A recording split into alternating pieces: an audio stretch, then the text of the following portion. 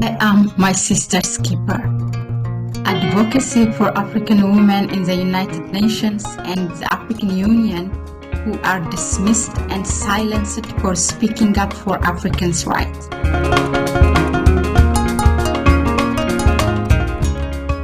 October is quite a month for our African women. It's to be recalled that 3 years ago on this month that the chairperson of the African Union, Musa Faki Mohammed, terminated the mission of its ambassador to the US, Dr. Arikana Chihombori-Quao, after she spoke of the detrimental impact of France's influence in Africa. Dr. Arikana is known to be one of the rarest Pan-African figures that served in the African Union Commission. Her only sin was her strong views on continued France's occupation and exploitation on its former African colonies, which she shared publicly. Exactly a year ago, on 13th October, another two African women by the name Miss Maureen Achieng, former Chief of Mission of the United Nations International Organization for Migration in Ethiopia, and Miss Dennia Gayle, country representative of the United Nations Fund for Population Activities, were fired by their employer, the United Nations.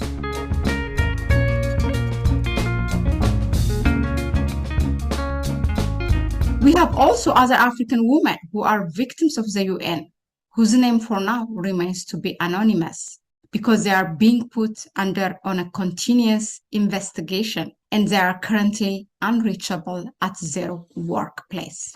All these African women have one thing in common. They are penalized or put under unnecessary investigation by the UN.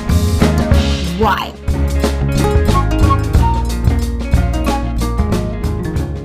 Because this Black woman spoke the truth on the war in the northern Ethiopia.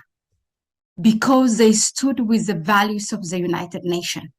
Because this Black woman exposed the mess of the UN and the role of Dr. Tedros, Adhanom, and al. In destabilizing Ethiopia. Okay, look, I hate what's going on. I've never seen so much dishonesty and willful disinformation. So, I'm not doing this to save my job. My job is not at stake at all. Okay. I'm doing this because I love this country. I'm a citizen of this continent. I hate what's happening to Ethiopia. It's happening to Ethiopia today. Tomorrow it will be happening to Kenya. So I feel duty bound to do what is right, stand by the truth, whatever country I happen to be in, especially if it's an African country.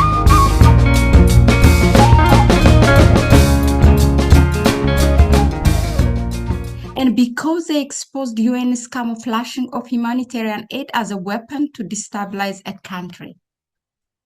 In the past 2 years, ever since the conflict in the northern Ethiopia started, the UN has manifested itself nothing but to be a chauvinistic and racist organization, and disturbingly highly a double standard organization. Now, why do I say that?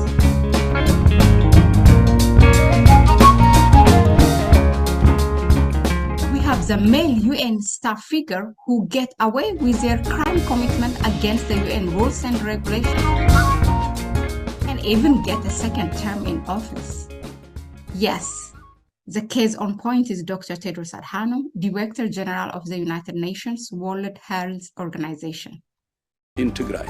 Yes, I'm from Tigray. Dr. Tedros, yes, instead of his mandated job, is using his social media platforms, UN conference and press briefings, and in general, he's using his position to advocate for a rebel armed group fighting to throw a democratically elected government.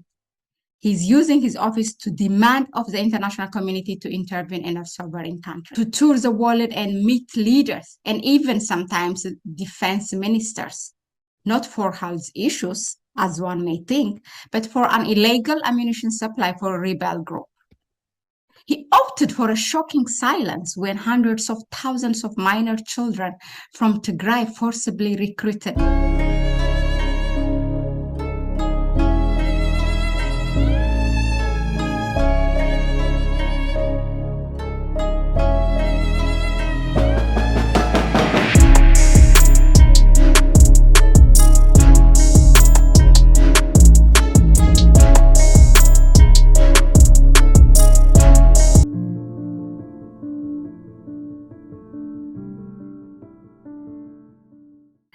also opted for a shocking silence when thousands of health centers and infrastructures were completely and deliberately destroyed by TPLF in Amhara and Afar regions of Ethiopia.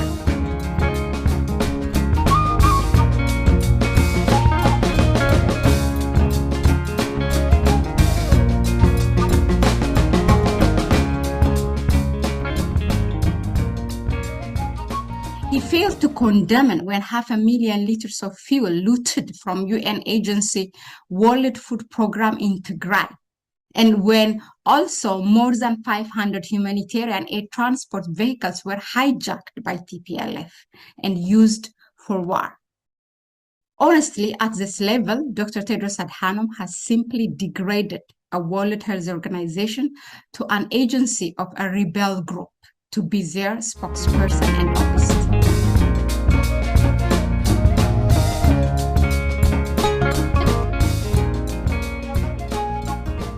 Rightly so, one may ask, what did Ethiopia do to counter this? Well, Ethiopia tried, but sadly, Ethiopia's right for complaint and investigation on a Director General of WHO, or at this point, the Chief General, lobbyist Tedros Adhanom, is denied. So his support to a terrorist group that is terrorizing a nation has been approved by the UN. The Global Ethiopians campaign on a social media and petition to remove him from his position has also fallen on a deaf ear. The blessing of the international community, including UN agencies, to Dr. Tedros while he continues to abuse UN agency platform to double as a TPLF external spokesperson and lobbyist reached its climax when he was allowed for second term in office. The 75th World Health Assembly, on the nomination of the Executive Board, appoints Dr. Tedros Adhanom Ghebreyesus as Director General of the World Health Organization. UN's disrespectful act to its own member state, to Ethiopia, and to its entire nation. In addition to his advocacy to armed group, the WHO Director General has juxtaposed his despicable politicking of WHO on behalf of his party TPLF in violation of organization's code of conduct with sexual assault under his term. Our African sisters, mothers, and leaders were penalized by the UN agency because they have been bold and honest and voiced their disapproval of the abuse of international humanitarian presence and action in Africa. Because these sisters challenged Western powers' diversion of the UN mandate. And because these sisters are stopping the continued fostering and dominance of Western agendas on African governments directly and indirectly through colonized minds. And because these sisters presented the unvarnished truth on institutional bias within the UN system and with regards to TPLF's criminality. And because these sisters exposed the mess of the UN and the role of the internal and external influence in the UN systems by the likes of Dr. Tedros et al. In destabilizing Ethiopia. And because these sisters fought irregularities and falsification of reports on Ethiopia. And finally, because these sisters stood unbiased on Ethiopia. My brothers and sisters, it's for a reason that we say the UN has become the chauvinistic and racist organization.